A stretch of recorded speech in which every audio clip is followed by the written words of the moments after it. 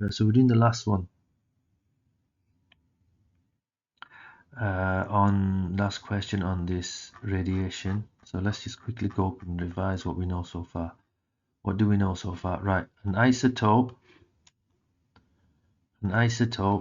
Hello, what's going on? An isotope. No, it doesn't want to know.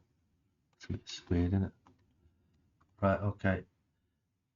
Let me take this then. Right, an isotope is an atom of the same element with the same number of protons but different number of neutrons. So atom of the same element, same number of protons but different number of neutrons.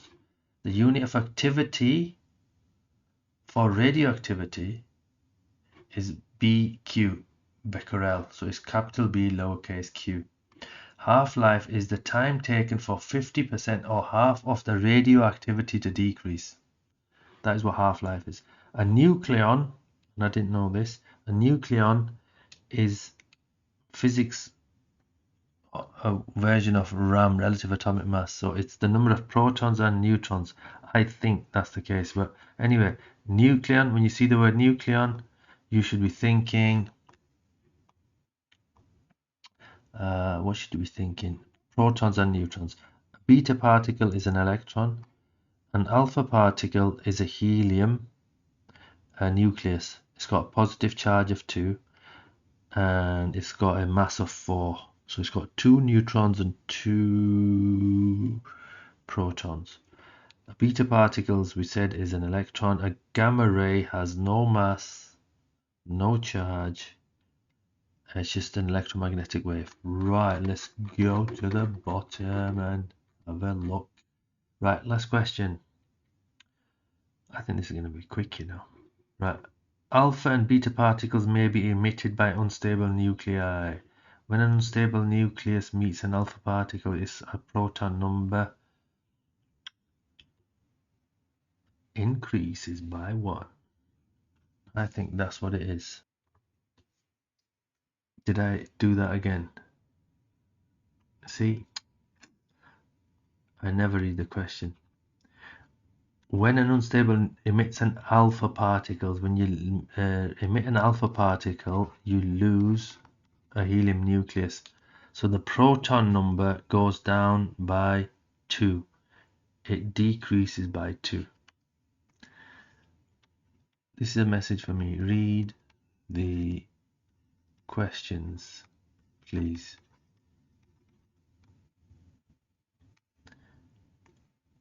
I'm not going to roll my eyes at myself. Right, when an unstable nucleus emits an alpha particle, its mass number decreases by 4 because you've lost an alpha particle. Alpha particle is a helium nucleus, so it decreases by 4 because it's lost 2 protons, 2 neutrons. Compared to a beta particle, an alpha particle is more ionizing. It has less mass compared to, no, it has causes less ionization. No, it has less penetrating power. Yep, it's stopped by, so for example, look at this. I know it's stopped by paper.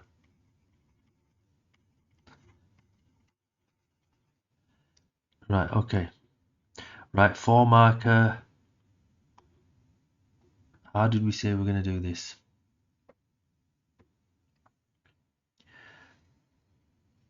So what you do is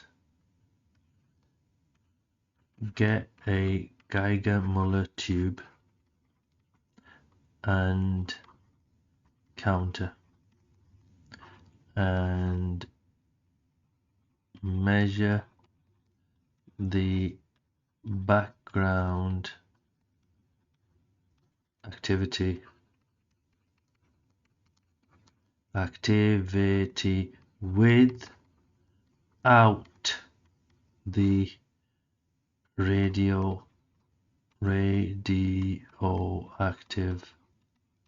source. Right. Then, all right, interesting. They've used a safety precaution, so maybe we need to add that then. So maybe this is like the model answer. Then, using the GM tube, Geiger-Muller tube, and counter,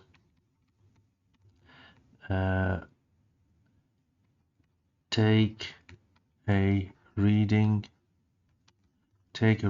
of the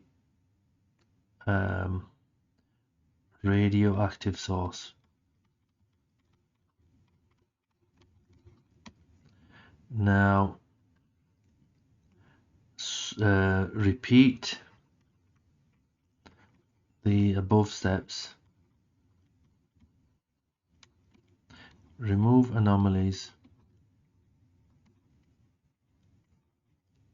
anomalies, and average out. Subtract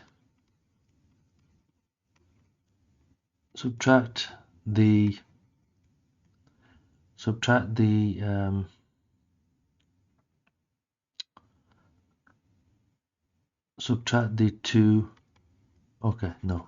the background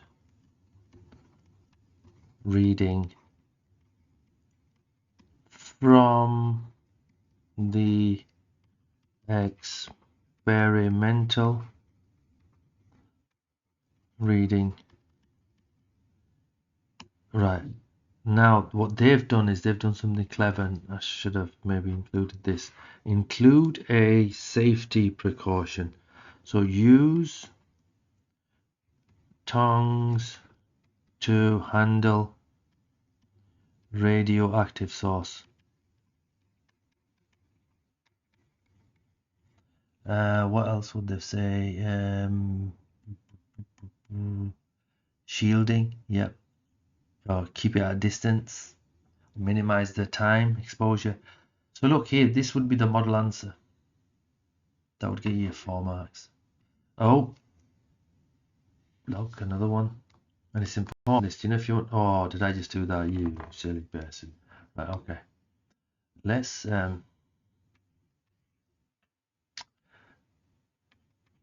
the activity will be measured in, what do you measure activity? Radioactivity measured in becquerel or BQ. Right, okay, done. Excellent. I think that was the last question. So that's your model answer.